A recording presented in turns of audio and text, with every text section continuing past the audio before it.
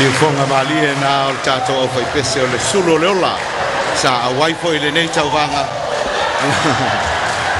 pe ani leo ni angelu to ama o mai tato Suluaulama le Afiafi fa maro atu le mafuta mai i le tato por kalame malonga lue i fe au matiu te se sa fe ngai mal tato tulu o le fa poponga le tato por kalame o le fa malostino le ola fa malostino le vaenga o lo to soifua ia maso mato wola so soani tato soifua maloloina i so seitu le uta pena mai ia le fionga ato le formal tato farkoleni o le Hims Fitness Center i vai hostai ia po le afo i se fa malostino mo tato le nei vaenga o le Afiafi. Are you okay? Do you want to talk about it? Yeah. That's okay with you? What happened? I feel like I'm sick. Do you want to see a doctor or nurse? Yeah. Okay, let's go. Understand and support each other by talking openly about these diseases. Nothing is impossible if we give each other support to talk about it. Getting your test done and allow appropriate treatment if you are positive. Do it for ourselves. We can be safe from sexually transmitted infections together. All we need to do is to Talk it Test it. and treat it. It's as easy as 1, 2, 3.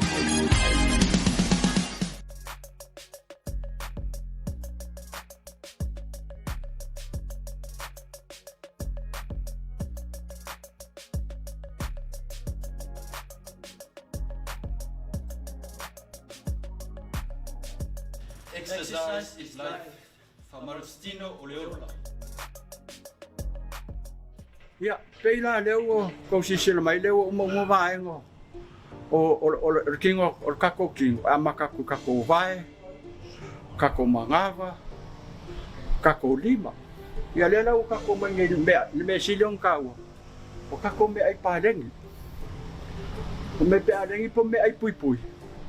O me ai pui o me o mai e green a me kau green me ai ko kama a voka fai pa e si me fa pe ka ko mai fole le me ai fa ko ting ai a moa pa fo seafood me uma fa pe nga pinga ki susu me sisi ka ko mai energy e kele ka ko me o ulo o fa o a fo yo fi me uma mo wa ka ko ia o me ai umanani e ka u kele pe fa pe e ke follow ai o ko nga ka la ko nga si sio manga de ia afa pe o porque sio manga o e ke la po o ia ke la na ka ko me ai ke aru o me ai pui ke la le green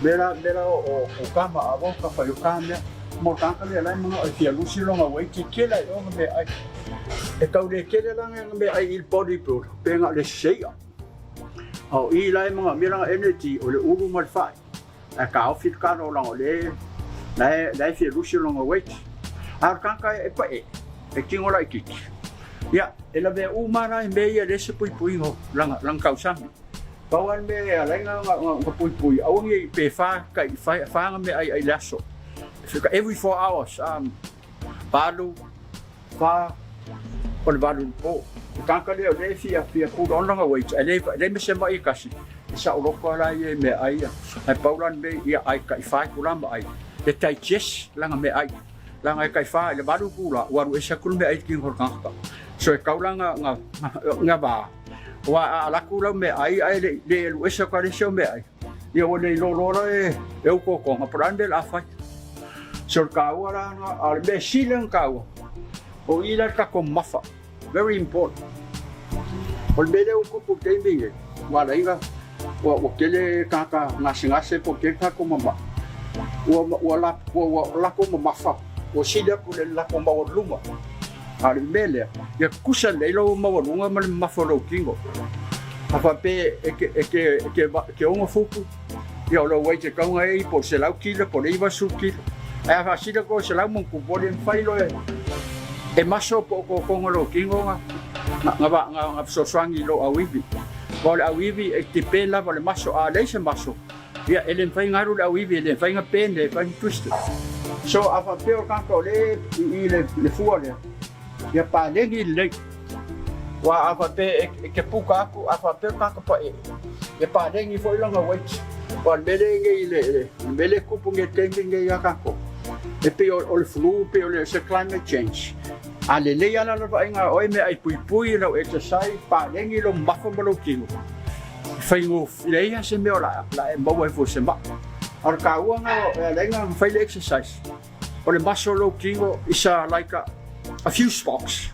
Isa playa ko le koko lo kingo le va ngor kingo la ke manga wa. E o se foi pe o lo shock up so ponga ponga I lo kingo. So ka ua ke le lau whamaro skingo. Ai tōng rau I lo kingo por pa e pora. E kauanga tōng rapo maso. Paka o supply o mai mea le mga mea lo kingo. Pia beanga ka ua ke le. O lo mawarunga, ma lo body weight. I mambe ai pare. Exercise is life. Whamaro stino o leo.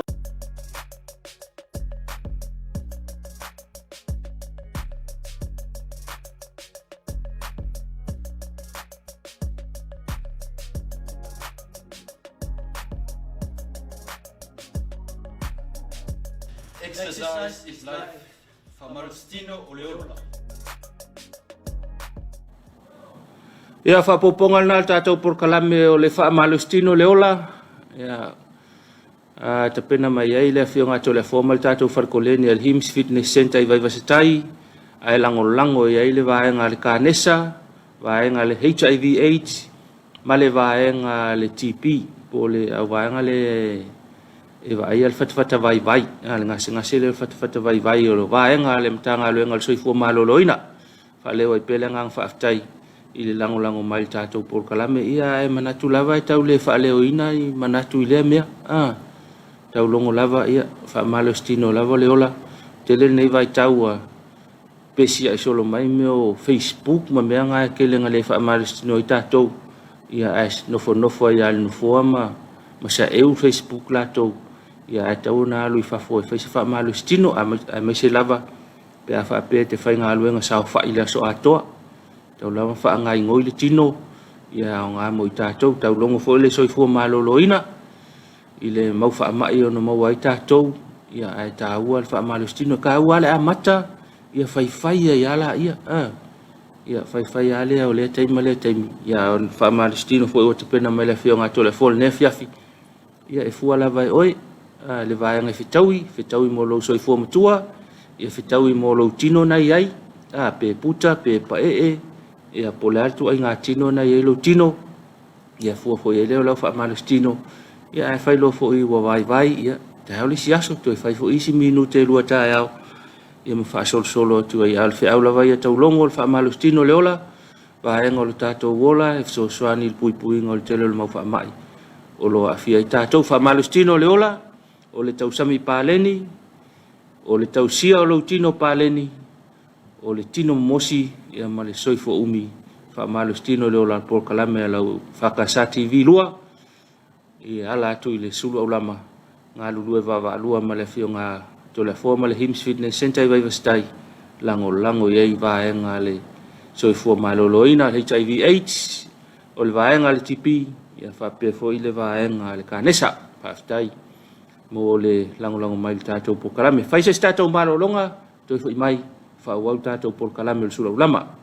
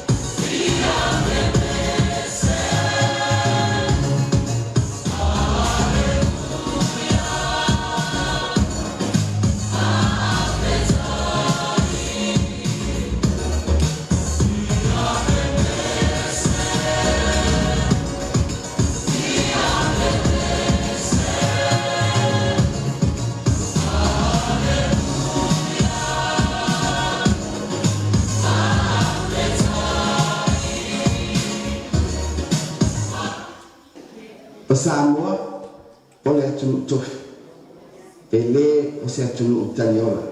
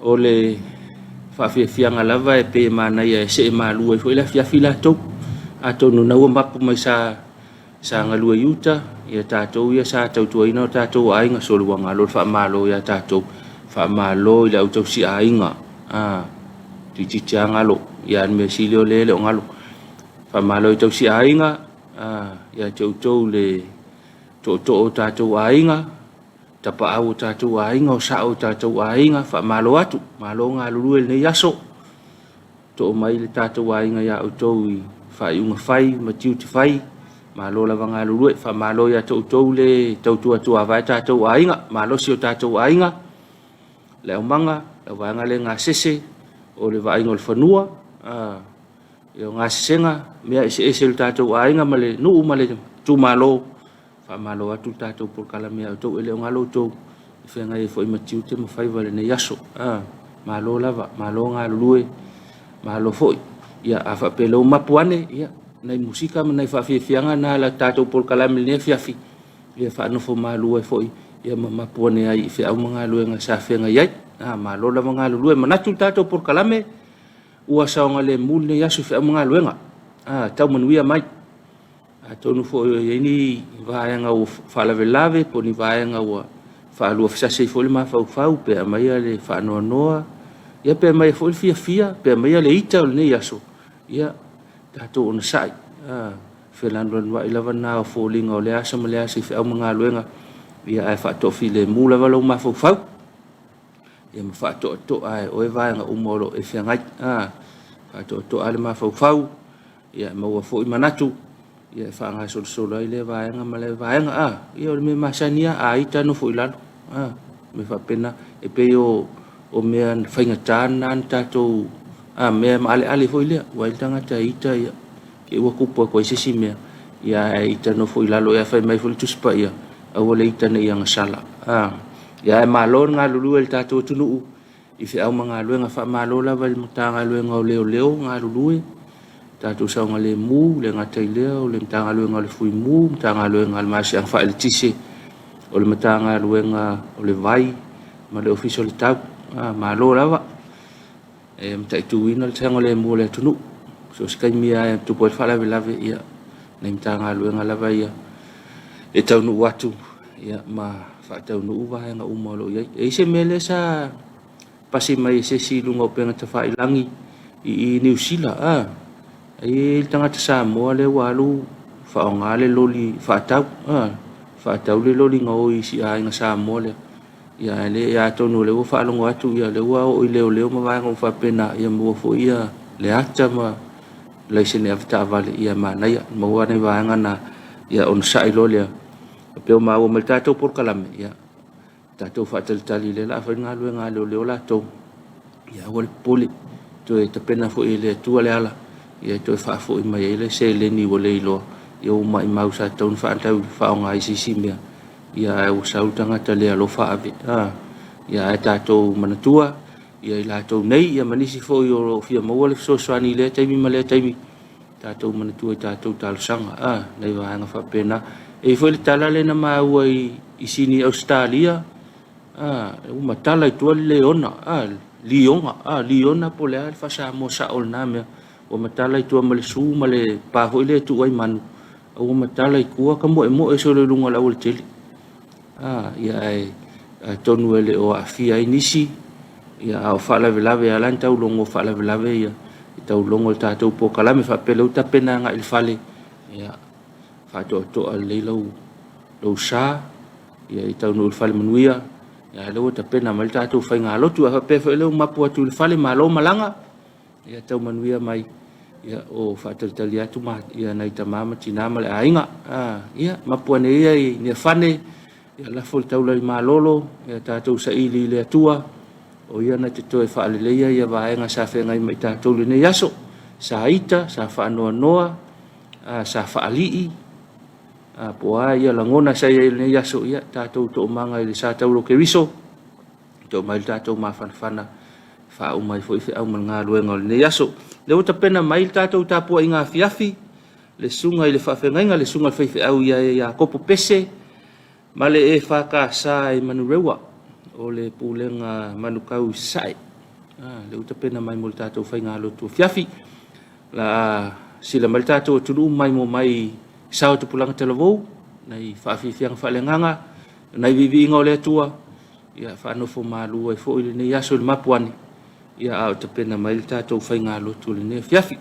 Sunga i le whaafengainga, ia kopo pese, ma le whakasa manurewa, ia uta pena mai mo le tātou whainga lotu pe atare i tūlai ono. Mana lau whaafonga, le tunu pele, ia whaapefo i le upo le tali leo le atom tau ina isi o tātou tunu a maia, ia whaawau pe le tātou porkalami.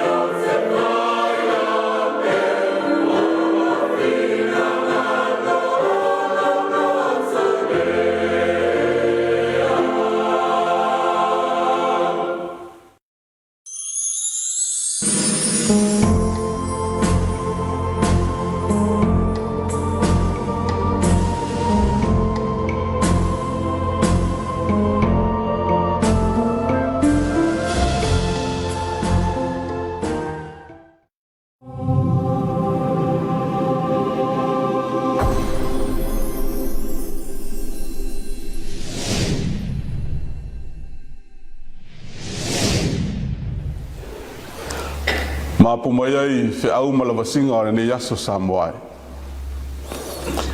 O maia se o tātou Tapuaiga i le atua. E mita lo wanganga i le ali. E whaalongolongo iai e upoponga ina o na lātou fia i lea. E o tau whanene atu i le ali whātasi mau, mai a tātou vi whātasi lona suafa. Na o sa ili atu i le ali, o na tali mai ei lea o ia i atea, mana lawe ina au ai mea uma na o fefe ai. Se o tātou talo. Ma nawa mai a nganga pa i ai, a whaatalitali atu, lau whanau whaatuatua. Si e longo mai le tala le lei o le whaoletanga. Ina ia whaolai nai o mātou wanganga tama. Whasoa ni mai le Tapuaiga a whaia nei. E ala e lo swafa Yesu ra mātou wala au. Amen. Ala tātou pese i le atua i le pese. Se lau tolu walu. Se lau tolu suvalu le vinga o le atua.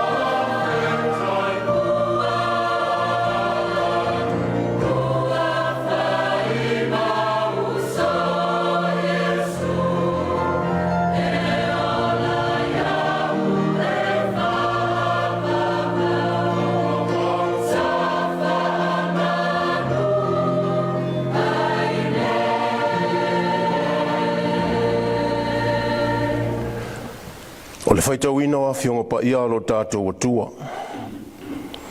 O le tusi wa filifilia mai le whenga inga fau. Mua korenito ilo na mata upu e wha. A lona whai upu mua e wha ngata ilo na whai upu e luas fulmaltasi. O le au whaitawina ni nai whai upu mai le tusi whaitau. Wa Awhionga pa ia alo tātou atua. Ia whapea na manatu o tangata i a te mātou. O au na ke riso, au na fo i tausi upu lilo le atua. O le nei, e su e ina i au na tausi mea ina i loa ai le tangata wa whamaoni. A le mea matua mama lava i a te au. O na whamasino ino au e au tau. Po le whamasino ngā tangata. O te le whamasino lava au i a te au. Awa o te loa ifo i lo loto so usese. A e le ta wa mi o tonuina au i le mea. A o le na te whamasino ina au. O le ali i lea. O le nei. A wato te whamasino i se tasi mea. A o le i o mai ona po se i a fio mai le li. O le na te whaamalam la maina mea lilo o i le pou li uli. Ma whaalia filfilinga o le loto. E iai ona te itasi ma tau le leia e le atua. Le au soe, ua ou whaatawina ia mea ia te mātou, ina ia mauai e maua mai Apollo, o na o tau. Ina ia o ina ai o tau, ia maua. Ia le asiri lo o tau manatu i le mea watusia. Ina ne iaiso o tau fefete le loto, o na o le tasi. Ai whaasia sia e le isi. Awa ai ea na te whaase ina oe. Sea fo i se mea wa ia te oe. E lei fo ina atu, a whai wa fo ina atu ia te oe.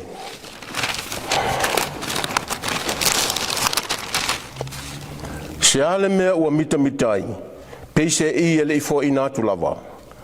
Ua au maa ona, nei ona o outou. Ua tamau ainga nei, ua ve outou matupu, a e leo ia i mātou. Ani tupu o taupa o le lei lava lea i a te au. Ine ia vea fo i mātou matupu whaatasi ma o tau.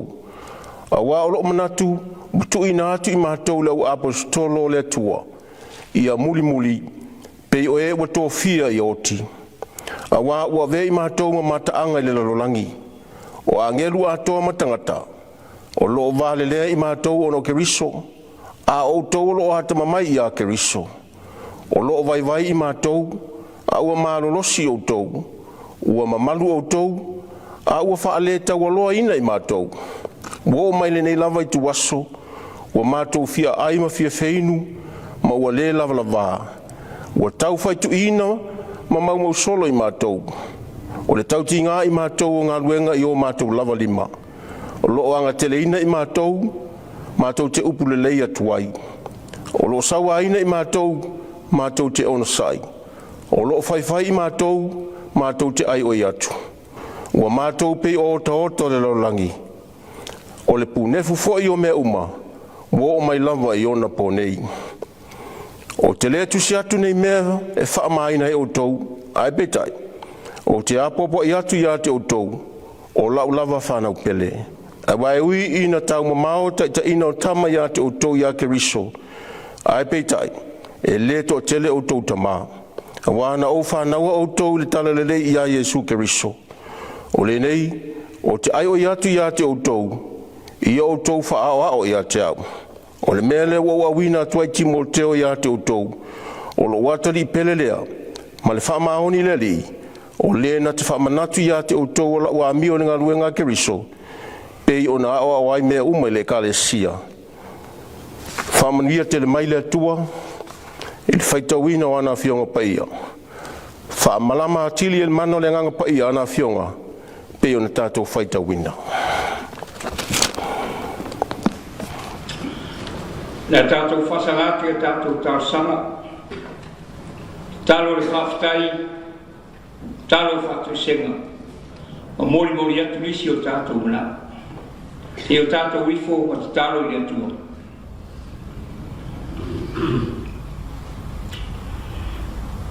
Le atua ma manae Ma Yesu ke riso lo mātou ali I wala mātou whaola e tōtasi. E pa ia lava lawa whio le nei tūlā o le Afiafi. A wā o le atua e tau na whaane neina, o le atua e tau na whaamanuina. O le atua oe o le atua fuafoa, na e whaia le langi ma le langi no maru sirisi. Aia le paleri o ngā luenga, o le tangata na e whaia e lo whātusa pa ia. O le atua oe o malo, o le atua o atu nuku, o le atua o nuku a inga mai kālesia. O mātou whaafitai le nei tūlā Afiafi, a wā o mapu mai I mātou I whiau ngā luenga. I te tonu o le nei atu nuku o lo mātou nofo maunga wai. Whape foi lo mātou atu nuku pele o Samoa, o lo iai nei o mātou tamā matinā nei o mātou ainga. Aia nisi o kilope, paenga o le kilope o le lalulangi, o lo nofo maunga wai nisi o tangata Samoa. O mātou la mona le whaaftaia e la o whiore le Afiafi, a wā o ai titi upu I mara, a ua tele lava upu I manu. Mātou whaaftai tamā, lo au teitai ai mātou le nei asu. A o whiangai mātou mo mātou whaiwaro whilima. Te tono ainga, te tono whare whainga luenga. Ai ana I o mātou whanau te tono a o onga. Ai ana I o mātou mātua. Wero whaia whaiwaro Tapuaiga. A o I mātou o whiangai mo whaiwaro whilima I le aso ma le aso. Whaaftai lo mātou tua. Ua le ai lava se talavale e whalangoina I mātou. Alanga lawa al fia te tono le nei kālesia ma le nei atunu o lo mātou nofo maunga wai. Mātou whaaftai tamā, te nei tūlafo ina lava I mātou. Au mātou o nofo mau le nei atunu mwhai o mātou nuu mātou te nofo maunga wai. Whaaftai o lo manuia I mātou uma I lau singa ma la wanga le nei. Mātou whaaftai le tamā, lo manuia fo iso mātou atunu pele o Samoa. Ai mai se ora na whainga malo ma na kāpeneta. Ai mai se nai o mātou ainga. Lo tui mai le panga I rai o mātou ainga. Ao I mātou o mātou o mauri nei atinu. Whaaftai lo mātou tamā. Te le tūlafo ina lava lo mātou ora mai le tae ao na leila. Se iau mai le nei Afiafi. Whaaftai sa e pui lo mātou uru whafo ma le uru whale. Lea o mātou mawai. E fia I tono lo mātou maru nei lo mātou mtai. Mātou whaaftai, lo tamau ainga whasoa lo mātou ora. Ua le ngata I lale tino, ai sili lale anganga. Mātou whaaftai tamā, no nei awa noa mātou mo fia o mātou maua. Lunga o ala leo la whakasati vi. Whaiai lo mātou maua nei mawhtanga. Mātou te whasoa ai mātou so ai la tala leilu mātou mtai. Whaaftai mo awa noa mātou mo fia o mātou maua. Mātou whaaftai tamā. Ono tāleni wa e tofi ai mātou. So se ala wa e tofi ai mātou. Tofi mātou ma tāleni wa e whai. Mātou whaaftai ono lo whātaleni ina I mātou. Wa e lofo mai ilo mātou wala lo mātou mtai. Mātou whaaftai au tuspa ia o mai mo I mātou. Whai lea ma, ta iala I o mātou ora, wha mara malama ai o mātou wala. A o mātou iai nei sa walinga whaingetā o mātou mtai. Whaaftai lo manuia nei e kālesia. Lawa I tamā maritināra ngā ruenga, whapea foi. Sunga leo whainga ruenga e maisi o mātou o nei e kālesia. Mātou whaaftai le ola mana malos, whaafoloa mo I lātou o mātou mtai. Mātou whaaftai, lo nganga pa ia so mai mo I mātou. Tau tōru ina ai lo mātou vai le aso ma le aso lo mātou ora. E ui lawa ine fisoe ina I mātou e fili ma le ti apolo. Ai mātou te ramona pea le musuia I mātou le ua nganga pa ia. Tau tōru ai lo mātou vai. Mātou whaaftai siri lo mātou mtai. Lo ora pelo Yesu ke riso o le maliu lunga la sa tau. Lea o maua ai o mātou saurotonga pe o le mātou iai o mātou mtai. Fo ia turale vi inga o le whamanu ma le whanetanga i lea loa i lau fio. Nei maso uma se iau i whababau lava. Pangara valea lo mātou tua. O i mātou lava o se whanau e ang mātou seipea. O i mātou o se whanau e whalonga tatapea. I lau si le whanga lo mātou mtai. Au lei lava sa mātou upu, wa e si la fia mei o mātou loto. Mātou taritonu tamā, e ati lau si la whanga ia i mātou. Au mātou tatalo mwhātou esi, whamangalo i mātou.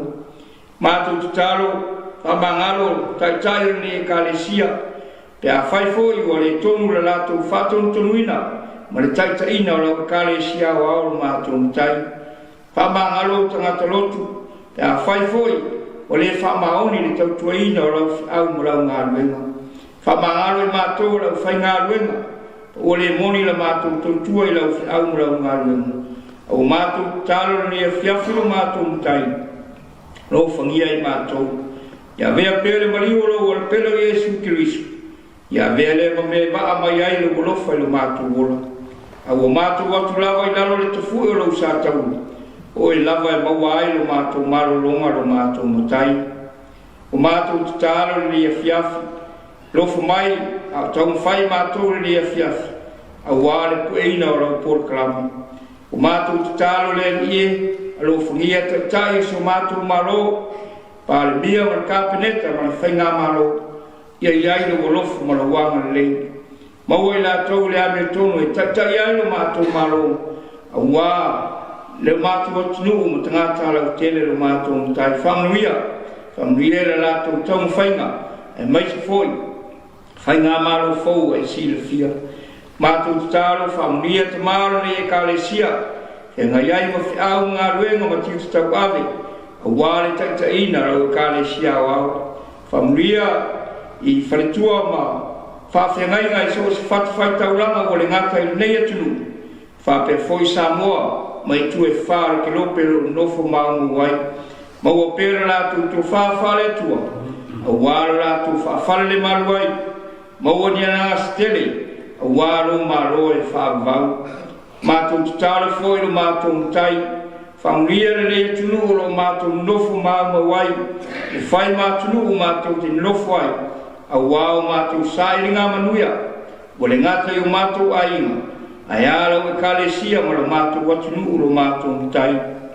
Whaungia na whainga maro ma le kāpeneta.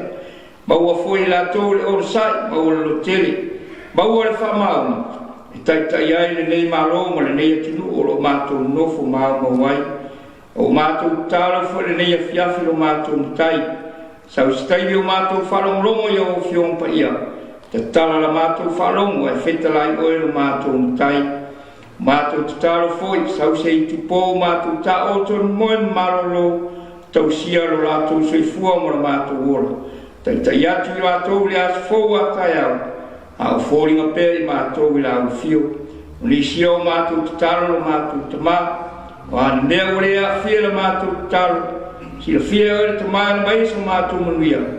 Alofa lau fia ma fuai mai mo i mātou, o lea la mātou ulenga, e alatu lo suafa Yesu, o mātou li ma lo mātou whaora. Amen.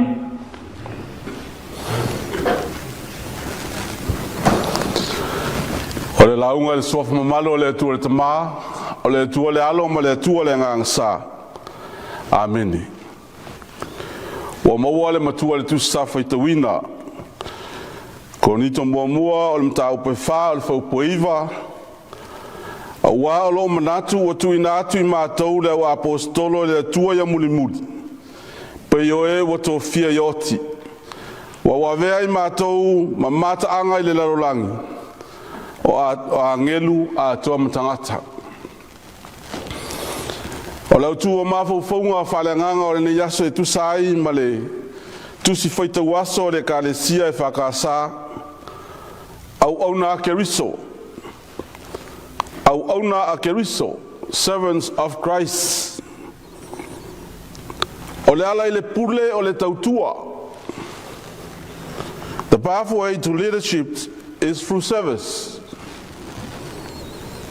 o le maulea Samoa pe a fidi le tai se anga vaa o se ise faima matai se ainga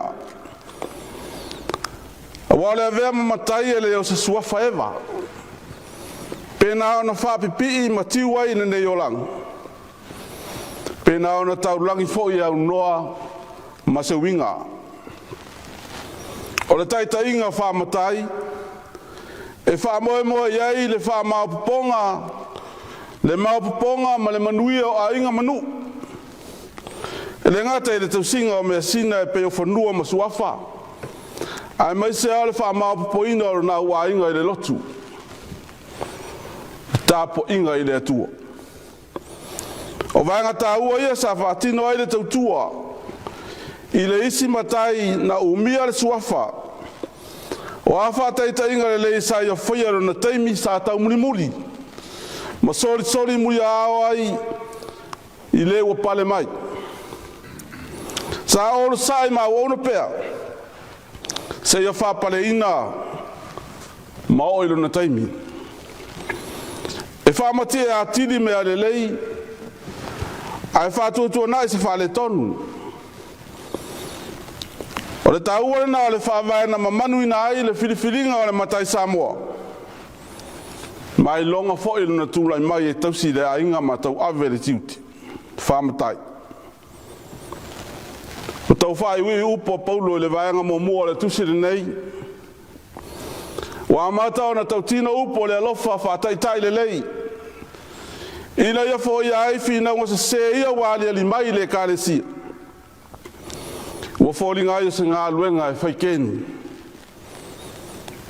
o e au ia paulo o e vaenga ia apolo ia po e fo e keni ia peten ai le wha penale fingalo le tua mo e au no mo ia ai mai se lava o e ua whai mataita ia le wha ai tu au pe wha longa ina tangata o la le apostolo a whai o te tuto ai wha susua e apolo o i ua e na o nia wauna ai petai e wha tupu ina e le tu wa lau whai ngā ruenga wha tasi mātou ma le tua al sile ai se ae ma fuai le whai vai ai o no e au no mo kemisu Paulo vo lea fai mai Paulo wa uma ona u fata oto le fa vai na le fa vai o Yesu Kristo ia fa tete ila to e manatu e ati ya ele tala le lei o le fa o tanga se si fa vai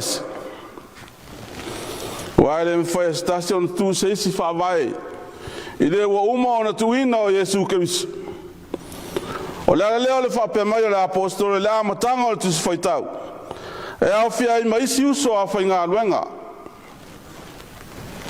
ua o lo manatu o i mātou au auna a ke riso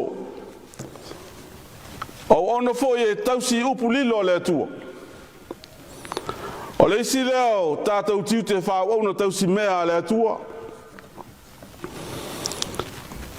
e whailoa mai la mi o tonu le atua i on tangata ona i lata ulava o taua au na ke riso e te tau iai le suesueina o le whamaoni o e wa vea ma ua inga o le atua ai le whapea o na whai e tangata i le isi uso a ke rusiano ai mai se lava i le au na filifilia le atua e le tioa a matata e le tioa a whai matapu i tūpulanga o tua a ma matua wa to fai malai malango mau mai tia sa manis fo e soi fo pea e sa e tapu ona fa masino ma so ona fai se la fonga ile ona le tua na se fa le tonu ma se vai o le ona ta ofi mai pea lo la tu tonu na le tua on fa masino na ona ai asa ma tau sa mo ne yaso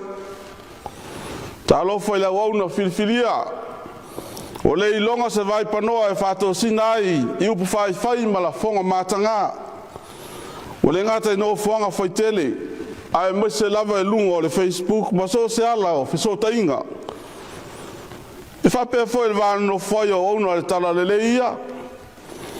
O whelama e o iai, le mawae o le iloa o le mta upsisili, e ta ia laloa whai a mātau le tō whāwha le atua. E ono fo e peo se ngā pepe lolo i le angi o matangi, ie na mua i malai le ngā luenga. Pe tai wa sui fo i le whaalongo i ne yaso. O mana tunisi o maa e tero lātou siri fia o mta upsisili. Mona te whātau wā i le si uso au na e o lava i le wa whiriwhiria. E tai le au nanga i le atua. Wa wha manatu mai e le apostolo. Ia le siri lau tau manatu. I le mea wa tūsia. Ina le iaiso au tau e whiwhete le loto no le tas. Ai whasi e sia le tas. O mea oma wa maua e le au na ke riso. O le tamao ainga, o le tino, o le mawhauwhau, ma le nganga. O mea alofa ua fōina mai e le atua. Ia whau penga ina ai le au auna ke riso. Le lava se mea me whai le au auna. Pea le fōina e le ana le whiau. Le whaponga ina na e tawai le au auna. O na whai le ngā luenga e tusa o le whasinonga ke riso. Ai leo le mae o le au auna. O le ngā luenga le na upu. Pena o le malo vale solo foi matala ile masau le mta sisi le whailaunga. E ta ua le whati nonga le soifuanga lue maola ai. Ia o le foi o sauni le whakasae whainga taulanga. A o sauni foi le au mui la tauna ia ma lau whaitio. I la tau whae ma le soifua whaitaulanga i le tua. Aole tāua leo le whiriwhiria e vea ma wauna ke riso le manato Paulo. E leo le sue e po ai sili. E leo le poto ma le mawa e le mtau sili. E leo le whae ina i tūlanga mawalunga i ngā luenga. Pe umia suafa tāua o a inga manu. Ia poto finga foi whae kalesia. E le ai lava. Aia ana au noa ma le wha maoni e tuso le finangalo le atua. Ina ia le whaitalia po le saol tonga. Aia muli ma le tonu i taita inga le anganga pa ia o le atua. Mafuanga lea o le solo muli pe wha vai le wauna ke riso. Aia ngai pe luma. Se yo lava i le unga ma le pule whaitalia le ana le awaunanga i le soifua ma le ola. O le ala fua lea ua mae o na whātātia mai e ke riso. E le ema whai o na whāwhitia ti ngā, ma puapua ngā le sā taulo, e o lava i le oti. Ia whaai loa atoa mai le winga o le taunu unga, o le soifua ma le ole au na whamaoni i le atu. Na whāto i lalo i le oti ma le petia pāpui pui o le tūnga mau. Ina wato e tū manu malo mai le alo pele e tō tasi o le tua. O le manu malo o whaola ina ai i lato uma o e tū mau ma le whātua tua whamaoni. E au nei le suafo Jesu Keriso. A wālo manatu. O tui nā atu i mātou le wā apostolo le atua ia muli. Pe yo e wato fia i oti. Wa wavea i mātou ma mata anga i le lalolangi o a ngelu. A toa matangata wa wauna ke riso ia manu ia tele lau whasa usaunga Samoa. Amen. O le atata uto e pese le atua e le peste se lau onus fumalfitu.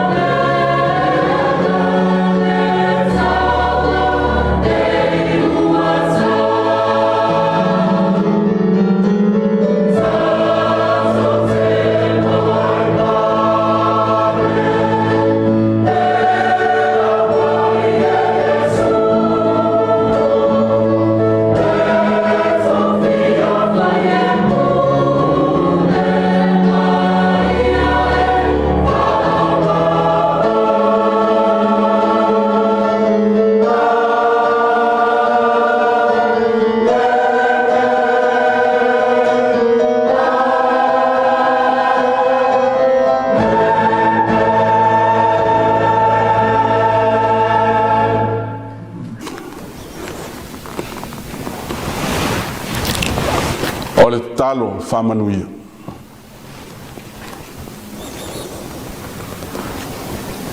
Wa mai ala mātou tāpo inga tamā. Ala mātou te talo.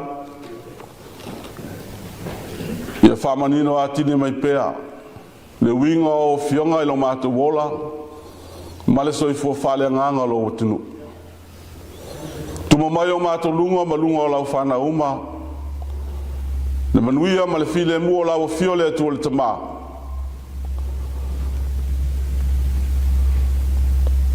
Le atu o le alo. Ma le atu o le ngangsa. Le io e whawavau lava. Amen.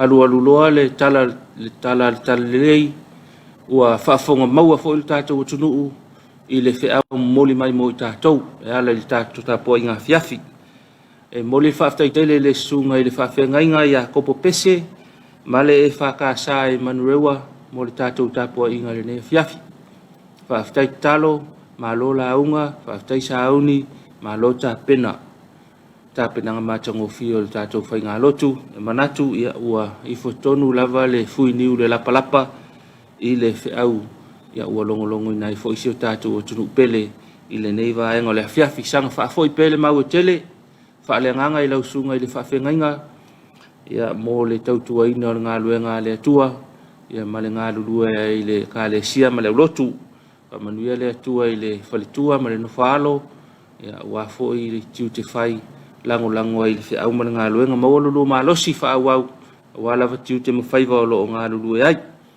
leo foi le ngā whaaftai tele le o te tele o tātou e ka le sia leo whai ngā luenga whiona ti a kono ta mamatina ia se i o lewa i nei whanau ma lo mo le tātou Tapuaiga i le nei vaenga o le Afiafi ma lo i le wasafo ma le ofisa le whai pese ia mo vivi inga o le atua ta pena i le tātou Tapuaiga i le nei vaenga o le Afiafi ia manatu foi wha ma lo i le Tapuaiga le sunga to ina ma whalitua ia Tapuaiga le whai ngā luenga mo la tu fritua le no fa falesa il tātou pulenga fa malo atu mo le tātou fai ngā lotu e peo nei nei vai aso fe ngai mo tau e foi nei fa le tonu nei fai ngā lotu ia nei vai ngā lava sa ngā lu tau fai ngā lu ia au silinga lava le toe ia e malo o lo fa solo per ngā lu ngā la tau ia la i tātou fai ngā lotu ia ai nei tai fa si silang fa la utele ia ma whaasalalonga lo o te pena mai mo le longolongo ina fo il tātou o tunu whaasisilanga whalau i tele toe whau toe fo i mai whau au tātou por kalame. Employment opportunity. CCCS is inviting applications from qualified individuals for the following position. Position Chief Accountant. Salary will be commensurate with experience and qualifications. Type contract is for 3 years renewable. Location CCCS Central Office Tamalingi. Closing date 4 p.m. Monday 31st October 2022. Job profile. The appointee will come under the direction of the church treasurer. Chief accountant performs the general accounting and financial statements reporting of the church. He or she ensures that the church produces timely, accurate accounting data and financial reports, as well as complies with CCCS policy, public accounting standards, and government status. Requirements must be CA or CPA or partly qualified with a degree, majoring in accounting, 3 to 7 years relevant experience of which the other is of supervisory role, excellent knowledge of accounting software such as Xero and Attaché is essential, must be computer literate and experienced in Microsoft applications, experience in church accounting, non-profit is essential, must be neat, well organized and able to meet deadlines. Understanding and respect of accounting body code of ethics is essential. Job description can be uplifted from the General Secretary's office at the John Williams Building, Tamalingi. All applicants need to provide verified copies of qualifications, an up-to-date CV, 3 respected referees with genuine contact information and a letter from your church minister. Please mark all applications, chief accountant, and address to the General Secretary, Congregational Christian Church Samoa, 5th floor, John Williams Building, Tamalingi, Apia. Reverend Vavato Taufao, General Secretary, CCCS. Office of the General Secretary, Employment opportunity. CCCS is inviting applications from qualified individuals for following position. Position Internal Auditor. Salary will be commensurate with experience and qualifications. Type contract is for 3 years renewable. Location CCCS Central Office Tamalingi. Closing date 4 p.m. Monday 31st October 2022. Job profile. The appointee will come under the direction of the Church General Secretary. The internal auditor ensures that the effective system of internal control is in place and complied with at all times, and to advise on policy and/or procedure changes as appropriate. He or she ensures to identify risks and suggest risk management actions, and to examine and evaluate systems and activities in the CCCS Central Office. Requirements: must be CA or CPA or partly qualified with a degree majoring in accounting, 3 to 7 years relevant experience, of which the other is of supervisory role. Excellent knowledge of accounting software such as Xero and Attaché is essential. Must be computer literate and experienced in Microsoft applications. Experience in church accounting, non-profit is essential. Must be neat, well organized, and able to meet deadlines. Understanding and respect of accounting body code of ethics is essential. Job descriptions can be uplifted from the General Secretary's office at the John Williams Building, Tamalingi. All applicants need to provide verified copies of qualifications and an up-to-date CV, 3 respected referees with genuine contact information, and a letter from your church minister. Please mark all applications internal auditor and address to the General Secretary, Congregational Christian Church Samoa, 5th floor, John Williams Building, Tamalingi, Apia. Reverend Wavata Taufau, General Secretary, CCCS. Fasilasilanga malefala putuputonga o ele o Samoa. Fasilasilanga mulimuli mo ai talafu I fanua ma aseta le malo. E fatulou I le nganga whaaloalo Samoa. E au whaiva Tapuaiga nei sala whaiva o le ngangana I le nei fasilasilanga tāua ona o ia leo o mamalu taulangi. A o oe o le atunu tofi ua whaavai I le atua. Ma le whaala o tele o le nei fasilasilanga tāua e whapitoa lava I ai tālafu ale mamalu se o tātou atunu o lo whaonga ina whanua ma seta o le malo. Mātou te talitonu, e le ngase te ute mangaluanga taurongolongo, a le whala putonga e whai loa ma wha manatu atu. Tūlanga whaingatā o nei ai tā lafu. Wa o mawhoi ona whaatino niso so swani wha maa venga, a le whala putonga I Afianga o tamao a ingo Samoa, ma le lalolangi le kovitis fu maleiva. Peitai o matai tuina pea le whatupla ia o nei ai tā lafu, ma o aile tūlanga o tatau o na whaonga ina le malosi o tūla fono. O lo pui ai nei whea ngainga e wha malosia aile au ina mai o nei ai tā lafu, wha pea le toi wha fo ina mai o nei whanua o le malo. Mātou te whailo atu ma le amatele, o le wha sila silanga muli le nei, mo avanoa e tatongi mai eia o tau ai tā lafu, I whanua ma aseta le malo, I to tonu o le maasina e tasi. E a mata atu I le aso luas fumarfitu o ke topa lua o lua, e matua ata aua o na sila fia le lei, e leo se alofanga o le letongi ina o lau ai tā lafu, le wha mai o le kovitis fumaleiva, po le mawaina o le nei whasalaunga. E wha manatu atu foi, a whai o le ale utangia mai le nei whasalaunga muli, e tutongi mai aia o tau ai tā lafu, ona whaonga ina le whala putuputonga, lona malosi whal tūla fono I lalo le whaavae ma tūla fono a Samoa. O lo pui ai nei whea ngainga e au ina mai nei ai tā lafu. A mai le taimi whatapula ina o le nei whasalaunga ona whatino le whaara putuputonga mō mua. Whasalau ina sao o tau swafa I lunga o ala whasalau uma o lo avanoa I le whala putuputonga e pei o televise, le tioni, spepa, maupenga te whailangi. Lua, whamutaina o whiangainga, mō nei whanua maaseta le malo, ai toi whafoi mai I le whala putuputonga, mō ana fuafuanga te tau, a wā nei whanua maaseta le malo. Tolu, tuina atu I le whamasinonga le nem tā upu, mō le tuli loina o a o tau ai tā lafu. E te talo atu le whala putuputonga, I lao tau whautanga whatupu, ma whinangalo whale atua, o le avave whale leiai nei ai tā lafu, ua whaima ngase tūngā o ngā luenga tiae, a le whala putuputonga, mo se manui o Samoa Montangata. Whamole mole, whafso tai maile ofisa I tōna I mato, ini whafisili, e fia whaamalamalaina e winga I nei ai ta lafu. Whaia ma le whalau tele, whala potopotongo ele o Samoa. Sara launga mo le silifia le tātou o tunuu, ia ua mwhaifoi o na maua le porkalame le Suluaulama le vaianga le Afiafi.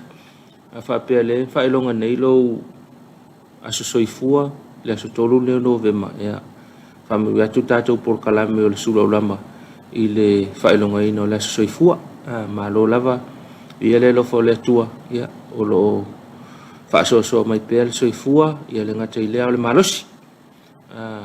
Ia anga waa ese mataleni ia awa fo ia tiu te fai mal wala wina manui tele to waso soifua ile so fa manui le tua ile ato anga le soifua le ngata fo ile ni fa mo mo le so te pena ia lo fangia le tua fa mo uma ia fa pe fo na fa mai le nganga le tua ia ile to a fe ia fa no noanga ia ono le wala le tua po ni fo ia lo fa no noanga ia sanga fa ma fan pele nganga le tua e ala I le whenga iai ia ma whanoanoanga li nei vai tau ia u pea le wha moi le lii ia o iai toi maua il tātou ma whanawhana ia o le whaasolonga il tātou porkalame li nei fu astofi nei astolu o Novema lua olu lua tāle tūlai fitu il tātou porkalame o le Samoa taulongolongo tātou talai vai whanua mai le ala te fitu Australia so mai ai a whale tūlai valu il tātou porkalame o le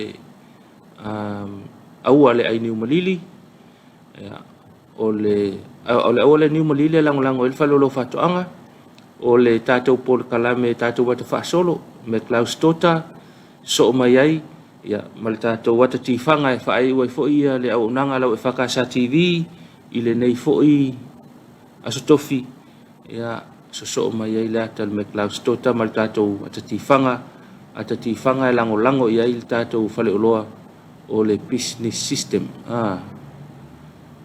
o le PSL business system limited whamalo I tātou lango au tūle na whewu tātou whale o loa business system limited po le PSL ia tamaita ila leina o seti ia whisile se mea e mana o mea I se fisosoani a tele tātou o loa na iai wa fo ile ngātu mo le kirisimasi ia ona whai ue fo ile o le unanga lau e whakasa TV ile nei fo I vaenga o le Afiafi o le tātou sei masani o le Samoa National Lotto o le Heat Free ia o le aso so mai ai pe a mai al tātou porkalame mwha mai ai le tātou Suluaulama ai malo mafuta mai le tātou porkalame le nea Afiafi malo lava ia mai mo mai I le tātou porkalame po lunga lau televise po lunga lau penga tufailangi ia malo lava malo ngā lulu le yaso malo lava I whea mga luenga ia tātou mapuan fo'i whaisina ngā malosi o le nea Afiafi ia tātou wala usu e ta pena le aso muli o le nei vai aso mo tātou ia ngā lulue le aso ngafua le Australia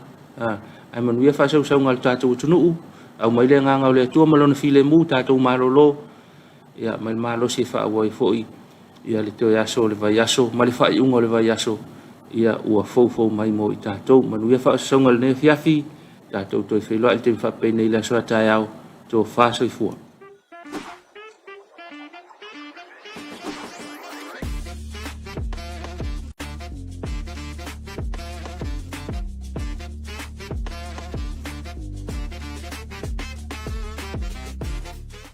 Fatalo fatu fo ni vanga la solo vole taima le tato se imasani ale Samoa National Heat 3 se numero fitus for mal fale ni lo na solo na tolu ne fo imasino fatasi mai fo malo o wal se kina tato ma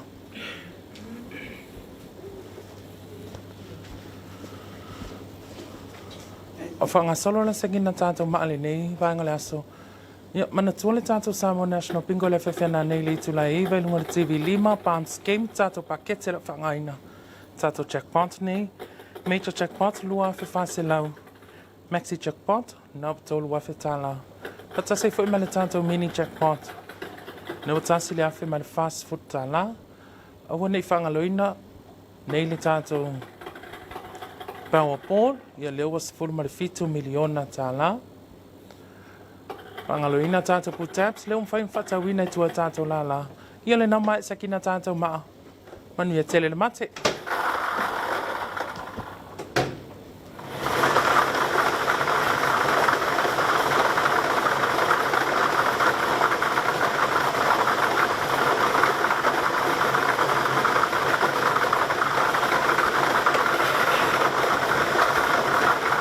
Tata numero moa numero iwa. Our first winning number is number 9. Numero lona lua, numero 5. Our second winning numbers is number 4. Male tata numero lona tolu, ole numero muli foilea, ole numero tolu. And our third winning numbers is number 3. So whafonga mai tata numero laki, numero iwa, numero 5, male numero tolu. Ia fai wina nara tātou se ile nei vanga le aso, tātou te whila i tai aoli, tātou se i, muli fo ile nei vai aso, manuia tele fai wina ngal wenga, soifua.